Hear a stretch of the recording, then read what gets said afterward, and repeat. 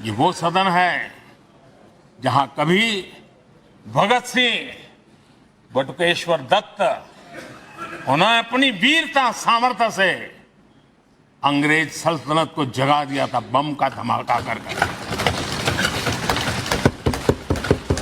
वो बम की गूंज भी जो देश का भला चाहते हैं उनको कभी सोने नहीं देती।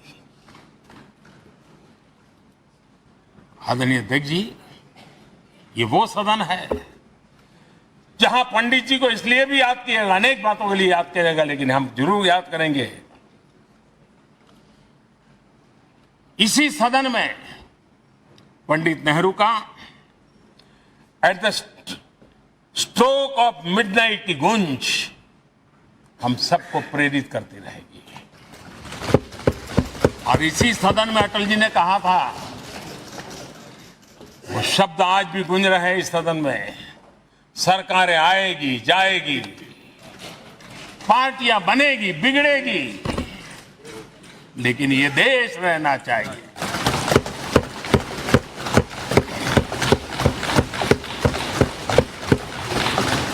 आदरणीय अध्यक्ष जी, पंडित नेहरू की जो प्रारंभिक मंत्रिपरिषद थी, बाबा साहब आम्बेडकर जी एक मंत्री के रूप में दुनिया की बेस्ट प्रैक्टिसेस भारत में लाने पर बहुत जोर दिया करते थे।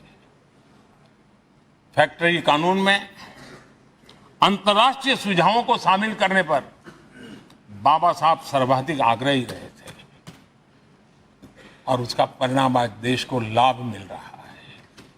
बाबा साहब आम्बेडकर ने देश को नेहरू जी की सरकार में वाटर पॉलिसी दी थी और उस वाटर पॉलिसी बनाने में बाबा साहब आम्बेडकर की बहुत बड़ी भूमिका रही थी। आदरणीय अध्यक्ष जी,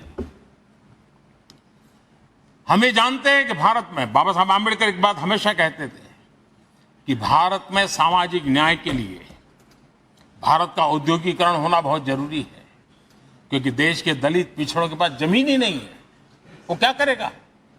औद्योगिकरण होना चाहिए।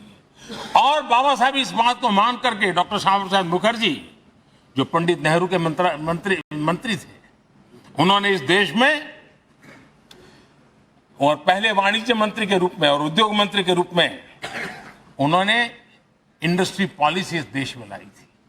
आज भी कितनी ही इंडस्ट्री पॉलिसी बने, लेकिन उसकी आत्मा वही होती है जो पहली सरकार के थी और उनका भी बहुत बड़ा अहम योगदान रहा था।